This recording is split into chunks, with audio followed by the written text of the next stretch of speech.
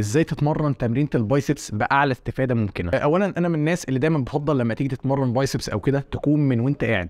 ليه؟ ده بيقلل سبستيتيوشن. على سبيل المثال فرصه انت تقعد تتمرجح بقى والحاجات دي وانت واقف، او التحميل على اللور باك عندك بيكون اقل وانت قاعد. حاول لما تيجي تلعب من الاناتوميكال بوزيشن. الاناتوميكال بوزيشن مش ان يكون ايدك، يعني انت على سبيل المثال لو جبنا الانسان كده وقلت لك اعمل ايدك الاثنين كده هتلاقي ايدك مش لازقه في جسمك، فما تجيش بقى انت لما تيجي تتمرن بايسبس تيجي تبقى ايدك لازقه في جسمك كده وانت مثلا بتلعب كده، لا ده مش الصح. ثانيا انا من الناس اللي بفضل لما تيجي تلعب مثلا بايسبس يعني على سبيل المثال لو انت بتلعب تبادل بالدمبل حاول ايدك ما تجيش للميد بوزيشن. يعني اما صح انا طالع اهو ولما تيجي تنزل ما تنزلش كده، او معنى صح ايدك ترجع للوضع ده تاني. ليه؟ لان انت كده بتفقد التنشن اللي محطوط على العضله. حاول تتمرن بالزاويه دي لما تيجي تتمرن بايسبس على البنش. حاول تخلي مثلا البنش الزاويه بتاعته 60 درجه مش 90 درجه. طب ايه فايده بقى التمرين ده؟ ده بيزود الايزوليشن اللي على البايسبس ولكن مش بيزود الرينج اوف موشن. عشان لقيت يوتيوبرز كتير جدا لما يجوا يتكلموا عن الموضوع ده لقيته بيقول لك اتمرن في البنش تكون انكلاين عشان تزود الرينج اوف موشن. لا الكلام ده غلط. هو اصلا الالبو فليكشن الرينج اوف موشن بتاعها من 140 ل 160 درجه،